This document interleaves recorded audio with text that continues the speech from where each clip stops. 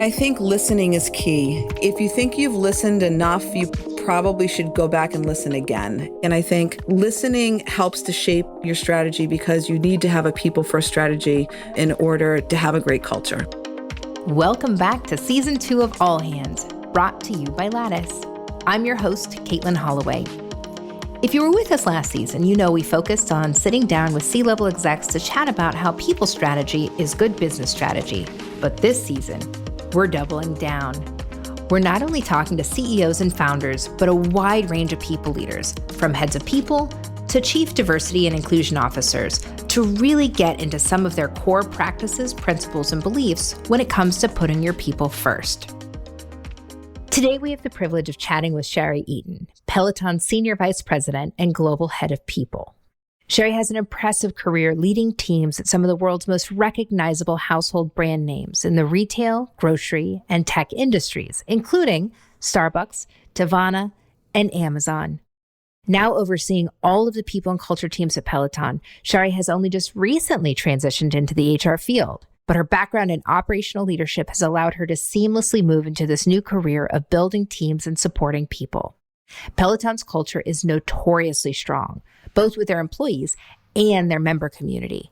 Members across the globe have experienced this incredible sense of belongingness through their products. And today, I'd like to explore how that translates internally. Shari, welcome to All Hands. Thank you so much. Thank you for having me.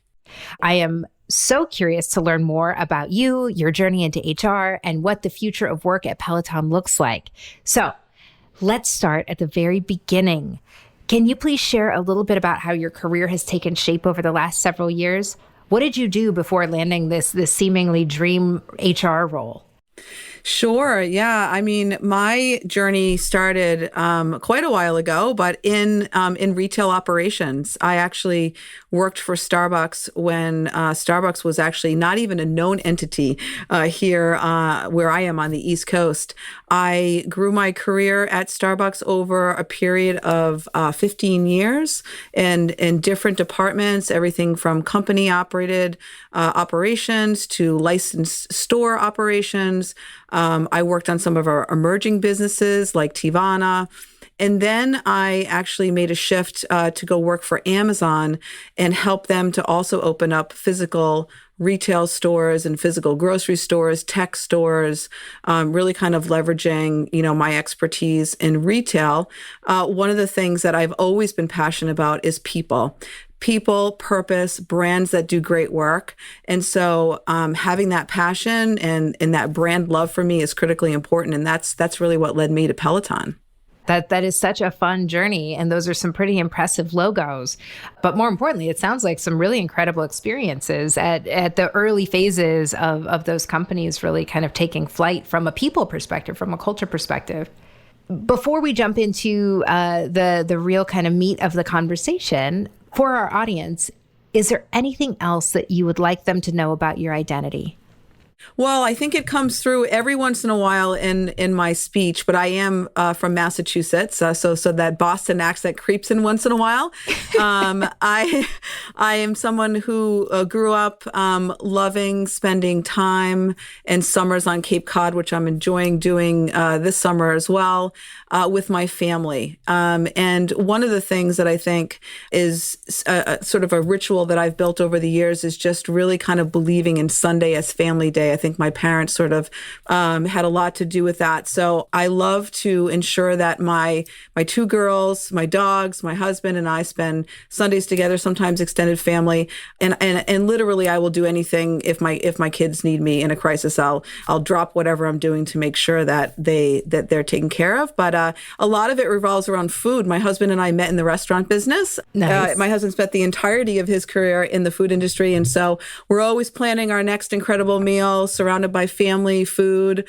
Now that we're part-time residents on Cape Cod, we're constantly searching for the best, freshest seafood, always working to find that exceptional culinary experience. I even have my own sort of top 10 list of lobster rolls, just like Yankee Magazine does. So that's awesome. I love that. And I'm so happy that your family is able to spend that time out on the Cape this summer. I'd love to talk a little bit more about your background and that transition into HR, if you wouldn't mind. Some of my absolute favorite people and culture role models come from a background that's similar to yours, and that what I would call, or some would call, non-traditional or not classically trained. You know, you didn't go to school straight out of high school and into college saying, I'm going to be an HR professional. So I'm very curious, like, what about your experience leading up to Peloton do you think has served you well in this function, having this transition? Right. Yeah. I mean, I think there's this passion for service that you either have or you don't have. And I certainly have it, again, starting in the restaurant business very early in my life. And as you think about being, a leader of leaders, and as I grew up at Starbucks, one of the things that I really began to understand is like, people work for people. And it doesn't matter if you have the best company culture or if you have the best amenities, right? But it's really about the care for people that makes people stay in their jobs. And I learned really early that I love watching people grow and develop and be their best selves and go on to do awesome things. And so I think you're in a great position to do that when you're an operations leader. Now, as my career grew and I had opportunities to do things like joining an emerging business that didn't have processes built out, or working with Amazon and some of their very small, units where you had to get very scrappy and creative, I had the opportunity to work side by side with HR leaders, building out talent reviews, thinking about how are we going to grow and develop our people? What does it look like from a performance management standpoint? And so I think there was sort of this best of both worlds around leading people and leading large teams, and then also having this opportunity to build and create and develop HR practices in each of those businesses. So that's really what led me to making the career change. I was having a really great conversation with my leader, and we were talking about what's next? What's next for you on the journey? What are you thinking about? How are you thinking about developing this year? And she actually mentioned, hey, I really could see you as an HR leader, here. And I was a little taken back. I was like, really? You think so? And she's like, Shari, it's actually more akin to what you do than you think. There's an operational component and a process component, the way that you care for people, the way that you really, you dive into the people aspects of your role. And so I really, really started to think about that. And when the Peloton opportunity came around, I did some soul searching. I thought about what are the things that get me out of bed every day. And generally, those are like building process, which I knew I would have to do at Peloton because it was such a young company, and then caring for people. And at the core of it, that's what you really do, right? Now, the technical aspects of it, and sure, getting some training and schooling, and I did a lot of that. I went back to Cornell and took some courses there, and particularly in the areas that I felt least comfortable. And then with all of that, I'm just enjoying every moment. I just feel like my 25 plus years in operations just really led me to this moment where I could do what I'm really passionate about doing. Having followed a similar path and journey, I don't feel like I picked HR. I feel like HR picked me. I mean, that's a very passive way of saying it, because it was much more intentional than that. Once I had that same moment that you did, where someone pointed out to me and said, hey, I think you're wired for this. And I was like, really? Huh. And I began to investigate it. And I did the exact same thing. I was like, well, there's a pretty big hole for me over here. There's a pretty big gap around, compliance and the legalities of things. And I did the same thing. I went back to school and started focusing on those areas. And so I love that you did the exact same thing. It really kind of paints a more full picture. And then the real learning is on the ground. The real opportunity is when you can say, oh, right, that is so akin to this thing that I did back when I was at Starbucks, or back when I was leading this particular team, or we were launching that particular thing. And you can kind of draw from your years of experience, which absolutely ladder up to this work in a really lovely way.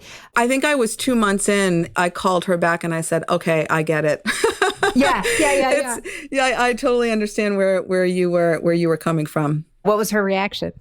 She's like, I knew it. I just knew you had to get in there, to your earlier point, and you had to experience it, and you had to then gain some confidence and understand that this was so akin to what you were doing that you just didn't realize it. And so now tell me a little bit more. So aside from this, you were pointed in the right direction from someone that, a leader that cared about you a lot, that it sounds like you had a trusted relationship with. And it sounds like you had this intellectual curiosity around wanting to try this work and wanting to check this work out. But talk to me about the actual Peloton opportunity. Was it the industry or the opportunity to try this role, or was it this particular opportunity that really made you kind of take the leap? Yeah, it was this particular opportunity. I was approached around my first role at Peloton was VP of People Operations, which involved oversight of the people business partnership function, which was very small when I started, and safety and security, which was kind of right up my alley based on the fact that I'd certainly not led it, but had a lot of experience with that in operations. And it seemed like the right balance of people operations and operations, work with safety and security that would be a good first step for me into the HR world. One of the things that I did, because again, for me, it's about passion and purpose and people, is I watched this podcast that John Foley, our CEO, had put together called, he was on this How I Built This podcast. And that particular segment just inspired me to be part of the culture. I listened, I felt this super strong connection to it, just because of the values that I have. I thought, wow, this is a place where we really foster people. We care about people. We want people to thrive. John always says, come here and paint your masterpiece and be the best version of yourself, which is, our mission. And I that really connected with me. So it really drew me to the company and the opportunity. Let's go back in time just a little bit. So when you took on that first role, how many full-time employees did Peloton have? Oh gosh, I think all up, we were probably around 2,500 total employees. And on the people team, I love to tell this story, September 2019, we had 33 people, most of them recruiters on the people team. Yeah, sounds about right. Yeah. Sounds about right. And so then now bring us to today. What is your full-time headcount? And then specifically your people team too? Yeah, we've grown exponentially. The people team, where we started, was more of this like generalist model, where you had a support system in, our HQ. And really they were everything from people business partnership to communications, right, to your shared services function. And so what I focused on in my role was sort of growing the people business partnership arm of this to really be that strategic, working with our business leaders, which we didn't have. So kind of building that, the first few hires that you make are so critical. I hired a really great people business partner. I hired a really great safety and security leader, and really kind of invested in those folks to help grow out those two areas. And might I add, just in time on the safety front for the pandemic. Right. So really then the focus was like, okay, how do we develop our COEs, our centers of excellence, and really, talent development, talent management, people experience, and really employer brand change management. And so that's been the work of the last, say, year-ish, is really trying to delineate sort of this more COE model where we have comp and ben folks, talent management folks, and then PVPs sort of on the delivery model. And that's been really great work, really fun work that I've enjoyed. We had a really big year last year. The people team is right around 170-ish folks right now. Holy moly. Yeah. Awesome. Yeah. Awesome. Yeah, it's really crazy. Really awesome. Yeah. How many full-time employees total are you now? Oh, and total employees, somewhere around 9,000 employees right now. There's nothing more tragic than hearing about a very, very large organization with a very small people team, or to your point, your first point of, largely recruiters. It breaks my heart. So I'm glad to hear you have a good and healthy and strong team in place.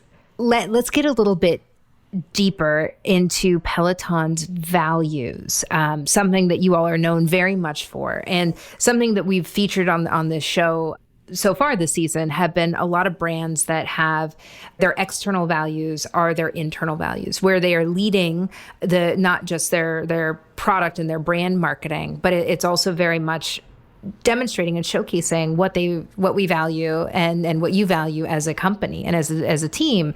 And one of the values that stands out to me is together we go far. And so much so that it's something that instructors will actually often say in class, right? And so I'm curious if you could explain a little bit more about why this value is important to share with not just your users but your employees. How does this show up in action? Sure. I mean, before joining Peloton, I didn't know, right, that the word itself actually means a group of cyclists that ride together and go far. And so the together we go far value is just such a great metaphor for what we actually do as well.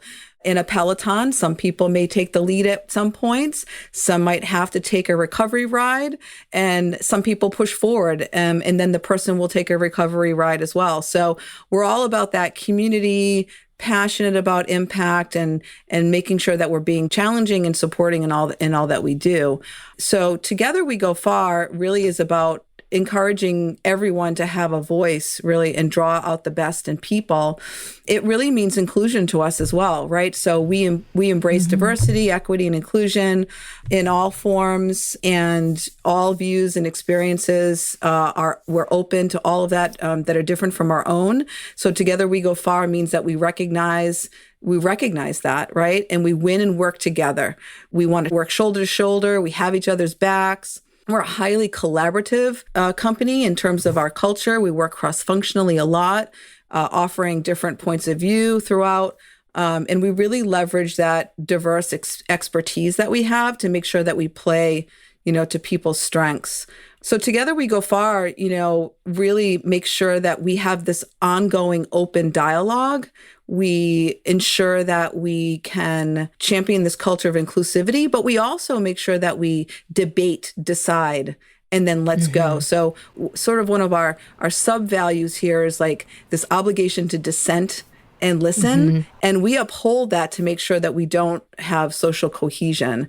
So I really love this value. It's super meaningful, especially since we're moving at a pretty intense pace right now. And it helps to ground us in who we are and what we're trying to accomplish. It really speaks to kind of how I see the Peloton culture showing up and that translation between the outside and the inside. For example, you all do not shy away from making statements or making commitments around, many of the things that are important to our employees and important to our users, especially at this particular moment in history. You're talking about Juneteenth, you're talking about AAPI heritage, LGBTQIA plus rights. Peloton always has a voice and is out there. Again, not just from a change your company logo on LinkedIn to have the right color for the month, but really making statements, making commitments, and taking it even further than that, really aligning with your users. So I'm curious from your perspective, why do you think that's so important to include your users in, something that could be considered just something that you should be doing for your employees? Yeah, you just mentioned something. It's really this work from the inside out, right? So we've had diversity and inclusion in our DNA forever, right? And we know that we're just beginning this journey as a public company, but really we're using it to build the foundation for that diverse, inclusive, welcoming place to work, which, if you think about it, the team member experience really fuels the member experience, right? Like you'll never be better. You'll never be better on the member side than you are on the team member side, right? And really our values reflect that and the commitment that we have to working together to really achieve that potential. As we grow, we like to bring awareness to things that can bring us together. Together we go far. And, celebrating and bringing awareness to Juneteenth and APA heritage and LGBTQ rights. And those are all the things that are just like, they're just part of the fabric of who we are.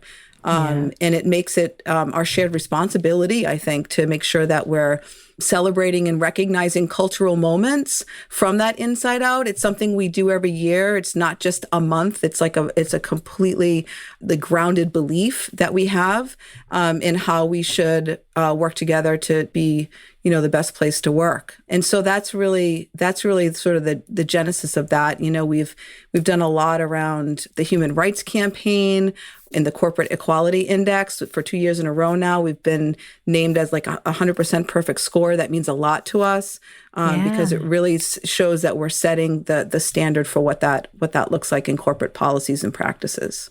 I think it's very, very commendable. Congratulations on that perfect score. That is very, very hard to do. So congratulations to you and the team on that for sure.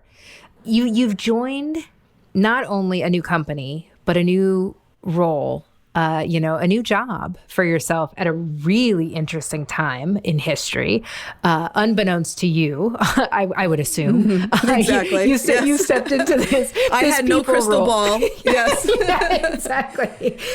And so you're like, great, I'm going to go out there. I'm going to try this new thing. I'm going to try out this passion, follow my intellectual curiosity. And then boom, 2020 unravels in a way that, none of us expected at all. I would love to just kind of hear from your perspective. What did that feel like for you? How did that show up in your work? Yeah, I mean, it was kind of what you said. It was, hey, I'm starting this new job with this new company. It's September 2019. What could go wrong, right? And I actually am so thankful that I had the opportunity between September and say February to spend a lot of time getting out into our sites and meeting with our team members. It was so invaluable, going to warehouses at 6:00 in the morning and doing, their stand-ups with them, talking to them while they load their vans, going to retail stores and spending time with the team, spending time in our member support center in Plano, Texas, and just spending time with our corporate teams in New York. It was really great because it helped me to create and conduct an assessment of where we were, where we needed to evolve our people functions. Then COVID hit, right? So we really had to accelerate the timeline and shift our priorities, obviously, like every other company needed to, and HR leaders needed to. So really the challenge, every organization has a challenge in scale, but when you scale as rapidly as we did during COVID, it's a matter of like making sure you can get your team to be caught up to our earlier point about staffing. Like I put like a full court press on making sure that we were hiring and getting those centers of excellence up and running so that we could really support the team. I mean, literally, I think the function where I spent most of my time early in the pandemic was on the EHS front, environmental health and safety. We literally had a very huge challenge ahead of us. Luckily, I had hired a couple of people to support, but really needed to make sure that we could rapidly create strong practices and programs to support the safety of the team. And I think the pandemic has taken so many different hills and valleys. We were in sort of the crisis moment of this is happening to us. What can we do? How do we pivot and make sure that all of our team members are safe and make sure that we can make everyone able to be productive? And then we went into the place where it was like, okay, now everyone's a little too productive. We need to look at our work-life harmony, particularly in our corporate team members that were working from home, and sort of those lines between working in an office and are gone. And so that was another test and a challenge, really listening intently to what our team members were sharing were the biggest barriers.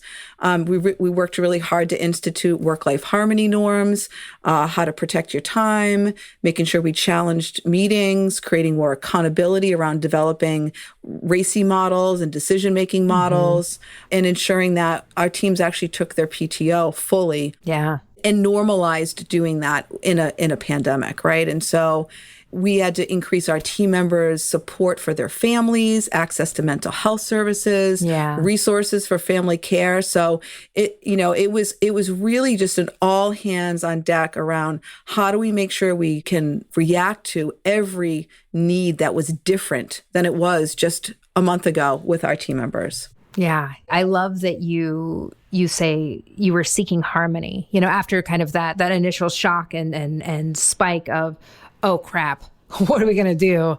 And ensuring safety and those basic human needs, moving into and adapting and evolving into that space of rebalance and trying to find that harmony on the team and surfacing the needs of every individual. It doesn't help. And this is a good problem to have. Your product skyrocketed. Home gyms became the norm, became the need. Your product itself became a perk, became a benefit, became something that people needed and were desperately seeking. And so I can imagine what that did to production cycles and manufacturing and the teams that had to support and sell and shipping and all of the logistics that I know, frankly, squat about. And I'm sure you know now very well. What was that like on the pressure from needing to produce this for people and taking care of your members and all of the new members who were subscribing? What was that like? Yeah, and I was asked to take on the rest of the people team during this time as well. Right. So I moved from my original VP role to an SVP role, and of course, onboarding and recruiting and finding the right folks and evolving your recruiting practices during COVID was certainly something that we focused really heavily on. We wanted to make sure that as we brought in new people into the organization, like how are we going to create, again, I shared with you, I had those few months to actually get to be in person with people. And so I think that was one of the biggest, I think, achievements that we had is that we were able to bring in so many new people, build out so many new functions, keep our operations running and safe. All while, again, just scaling so rapidly, we were able to even improve our onboarding experience. We took it from a one day, we call it the warm up. So of course we would call it the warm up. And we took it from a 1-day experience to a 2-day facilitated plus just in time learning experience. And the greatest feeling was when I would connect with people that were new in the organization. I would be like, how did we do? Like, how was it? Yeah. And they're like, oh my gosh, it was so fantastic. And these are people that were coming from very large companies that we were bringing into, our tech space and our supply chain space. And they had nothing but just really fantastic raving reviews of the experience. So that felt really good. And I'm so proud of our teams for acting so quickly and really responding to what team members needed. And then, on our distribution side, we grew really in a big way, and it definitely put our leaders to the test. But I just feel like they led in such a people first way. They did such a great job of ensuring that, we could take care of folks. They felt safe coming to work, that we modified our operations. We started delivering our bikes at the threshold, right? Instead of bringing it into people's homes.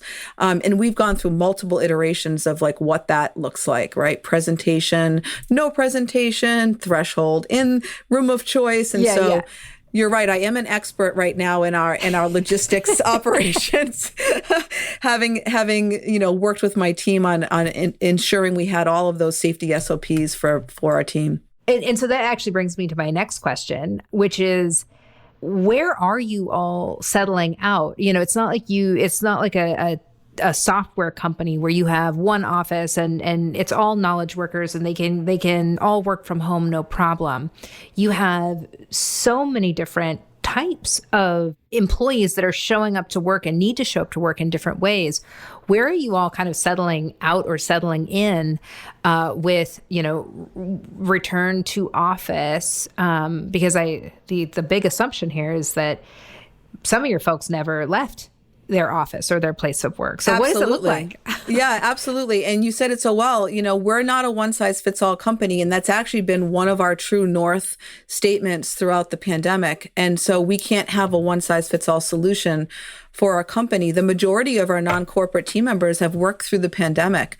I also should mention, our retail teams are just amazing. They actually when we went to shelter in place, they couldn't work, right? Retail locations were shut down. They actually went into their homes. We got them set up with technology, and they actually worked the inside sales from their homes, working from home until we were able to open up our retail. Nice. And we were able to keep everyone working, everyone productive, which was fantastic.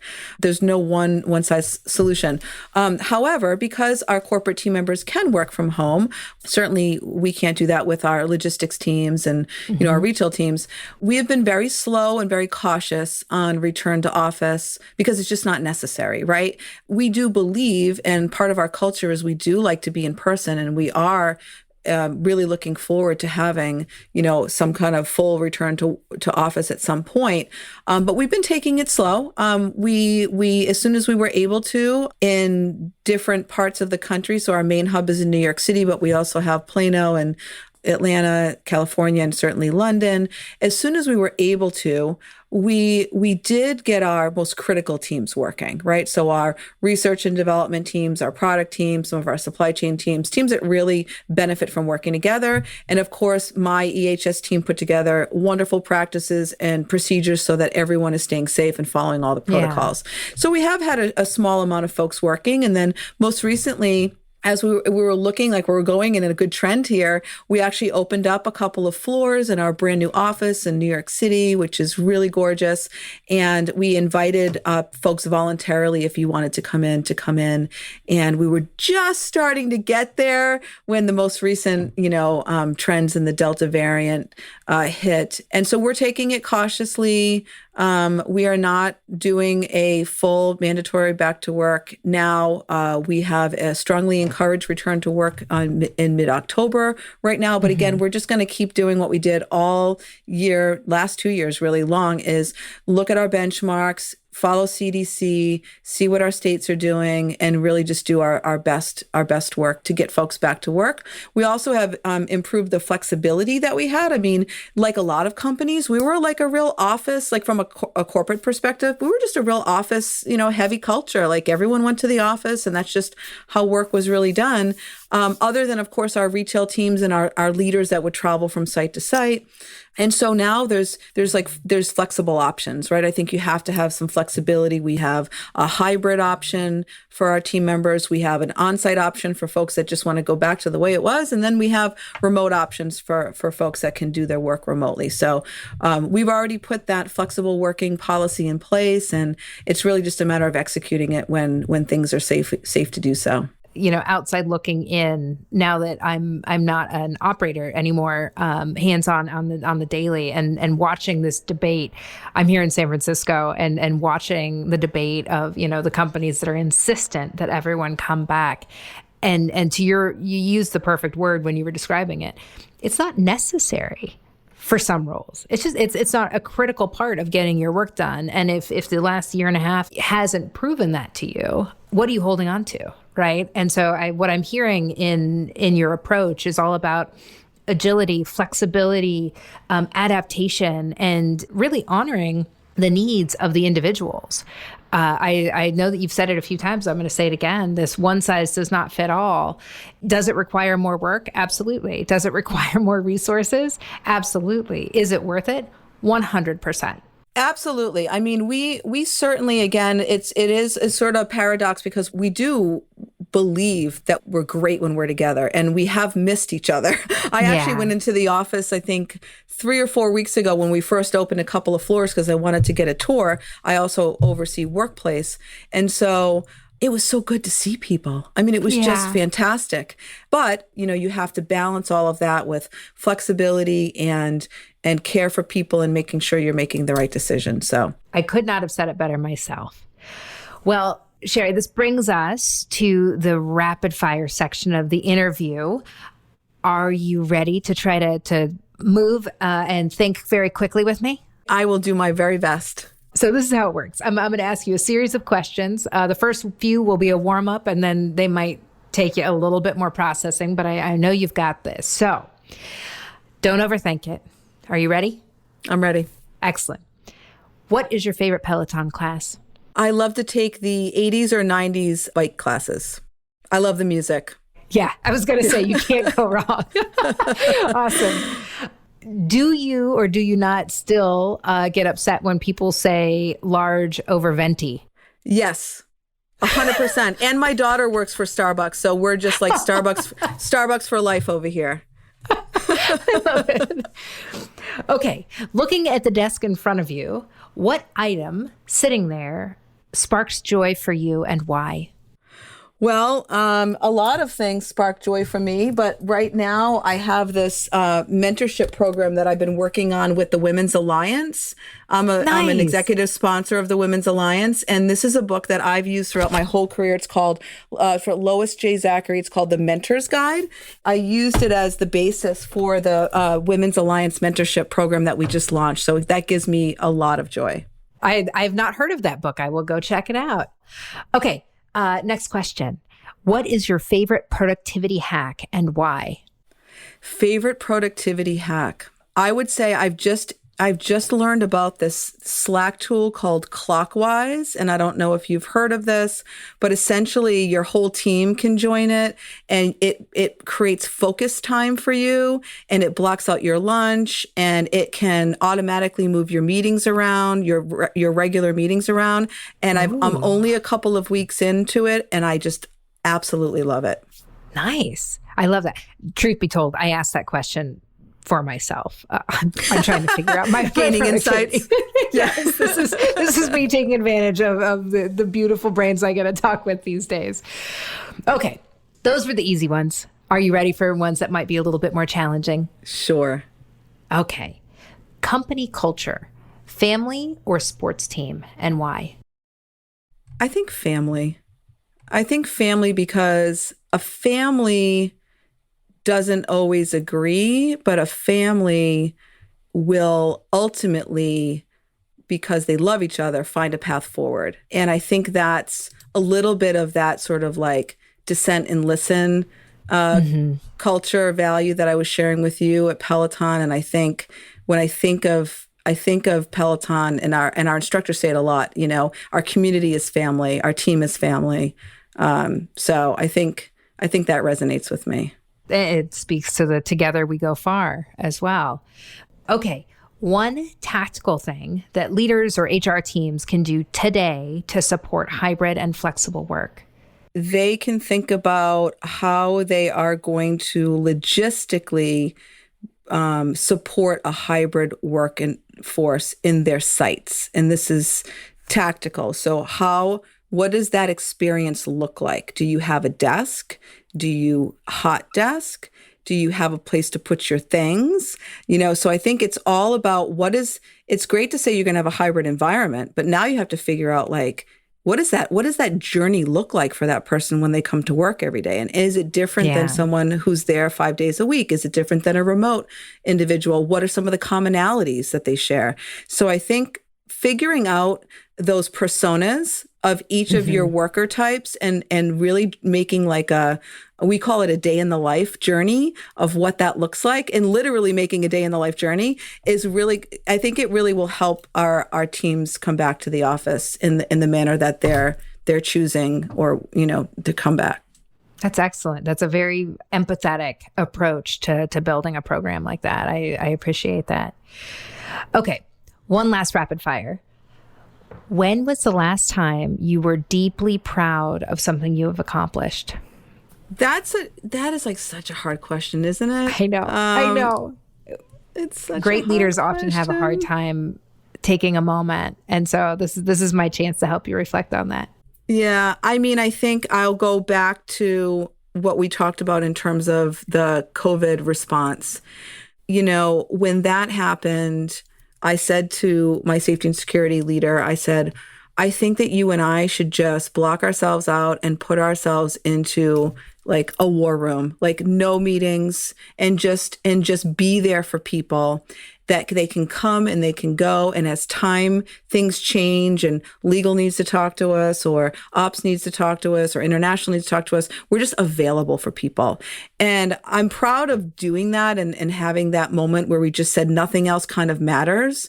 And I think that it really led to really great outcomes and collaboration and really helped our company move forward. So I will say that moment it felt it felt like we were doing the right thing. It sounds like you did. Shari, I cannot even begin to put myself in your shoes, adopting and inheriting this group of people and people leaders in a time that no one had the right answer to. There was no playbook here for us, for any of us. And I would be proud if I were you too. And I'm sure your team is also very proud of you and proud to work for Peloton, because it sounds like you all have come a very long way and as gracefully as you possibly could have. And that's large in part to your leadership. So before we wrap it up here, I have one last and final question for you. What advice would you give to founders and people leaders out there trying to make sense of this particular moment in history? How can they use this as an opportunity to build a better organization into this next chapter? Yeah, I mean, I think listening is key, and if you think you've listened enough, you probably should go back and listen again. And we've challenged ourselves to do that. You can say, well, I did the survey and they said this, 6 months ago. Well, what are they saying now? Like, what are the needs of your team members now? Because I think when team members feel like you are listening and you are acting on their feedback, then you have engaged team members, engaged employees. And I think in this moment in time, you can't do that enough, and you can't have enough vectors for communication and listening. Right. And maybe sometimes it's not just all the traditional channels.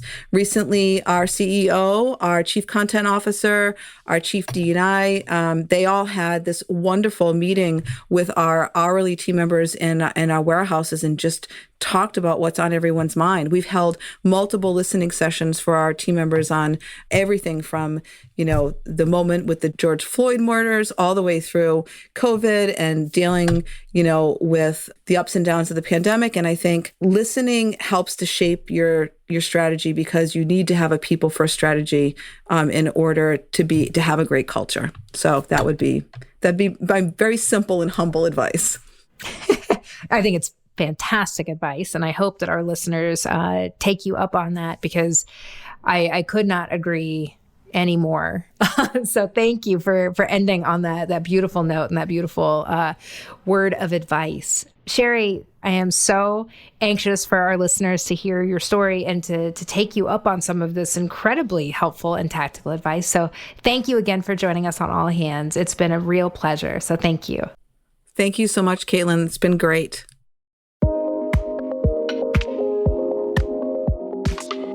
Thanks so much for joining me on this week's episode of All Hands, brought to you by Lattice. I'm your host, Katelin Holloway. This episode was produced by Lattice in partnership with Pod People, Rachel King, Madison Lusby, and Samantha Gatzik. Learn more about how Lattice can help your business stay people-focused at lattice.com, or find us on Twitter at LatticeHQ. Don't forget to subscribe to All Hands wherever you get your podcasts. Join us next time.